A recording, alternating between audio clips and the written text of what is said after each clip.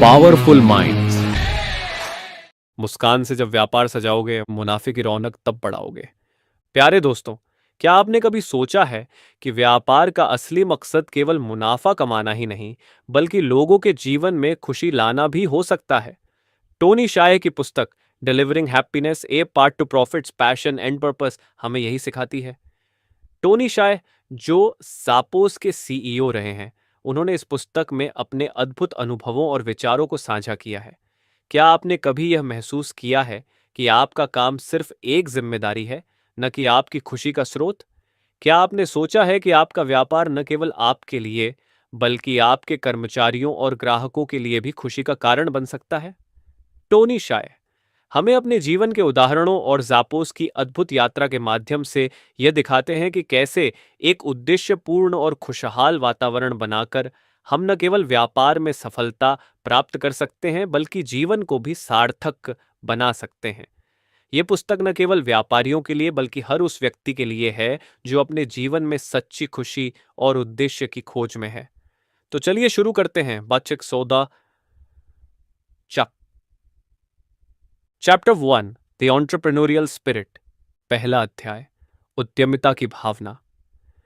Tony शायह का जीवन बचपन से ही उद्यमिता की भावना से भरा हुआ था। उनके पहले व्यावसायिक प्रयास, जैसे कि बटन बेचने का व्यवसाय, ने उन्हें यह सिखाया कि असफलताएं और चुनौतियां हमारे लिए सीखने का माध्यम होती है।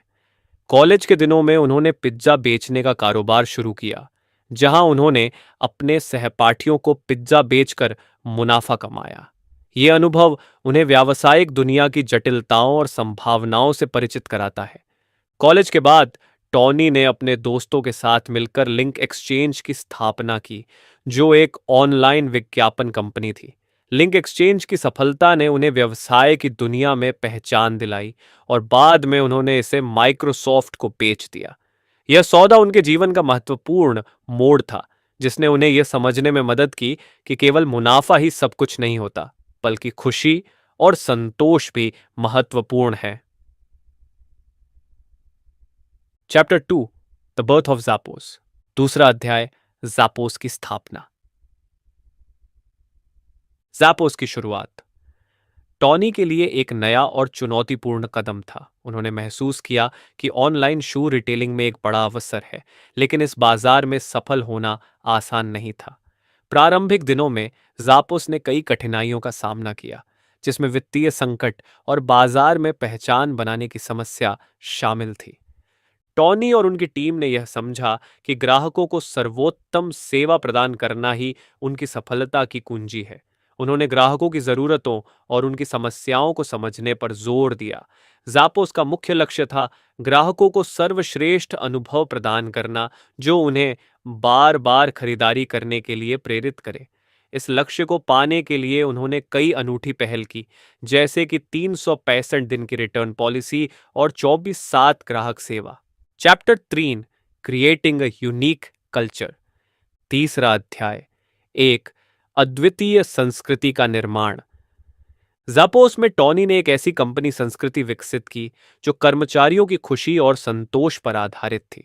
उन्होंने समझा कि एक खुशहाल और प्रेरित कर्मचारी ही ग्राहकों को बेहतर सेवा प्रदान कर सकता है। इसके लिए उन्होंने जापोस में कई अनूठी पहल की, जैसे कि कंपनी के मूल्यों को स्पष्ट रूप से परिभाषित करना और उन्हें हर कर्मचारी के दैनिक कार्य में शामिल करना। ज़ैपोस की संस्कृति में कर्मचारियों को स्वतंत्रता और स्वामित्व का एहसास दिलाया गया। उन्हें अपने निर्णय लेने की स्वतंत्रता थी और कंपनी की सफलता में उनका योगदान महत्वपूर्ण माना जाता था। टॉनी ने यह सुनिश्चित किया कि ज़ापोस में हर कर्मचारी अपने काम का आनंद ले और व्यक्तिगत और पेशेवर जीवन में संतुलन बनाए रखे। Chapter 4, overcoming obstacles. चौथा अध्याय, बाधाओं पर विजय। जापोस की यात्रा में कई बाधाएं आईं, लेकिन टॉनी और उनकी टीम ने हर चुनौती का सामना दृढ़ता और सकारात्मकता के साथ किया। प्रारंभिक दिनों में कंपनी को वित्तीय संकट का सामना करना पड़ा, लेकिन टॉनी ने अपने विश्वास और साहस से निवेशकों को कंपनी के भविष्य पर विश्वास दिलाया। उन्होंने कर्मचारियों को भी प्रेरित किया और उन्हें यह विश्वास दिलाया कि वे सही दिशा में हैं। इन कठिनाइयों के बावजूद टॉनी और उनकी टीम ने कभी हार नहीं मानी और हर समस्या का समाधान खोजते रहे। उनका दृढ़ निश्चय और सकारात्मक दृष्टिकोण ही जापोस की सफलता की नींव बना। Chapter 5 the role of customer service. पांचवां अध्याय ग्राहक सेवा की भूमिका। जापोस की सफलता का मुख्य स्तंभ था उत्कृष्ट ग्राहक सेवा। टॉनी ने यह समझा कि ग्राहक की खुशी ही कंपनी की सबसे बड़ी संपत्ति है। उन्होंने ग्राहक सेवा को प्राथमिकता दी और यह सुनिश्चित किया कि हर ग्राहक को सर्वोत्तम अनुभव मिले।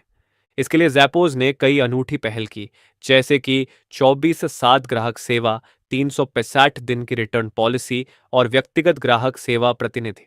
उन्होंने अपने कर्मचारियों को भी इस बात की ट्रेनिंग दी कि वे हर ग्राहक की जरूरतों को समझें और उन्हें समाधान प्रदान करें।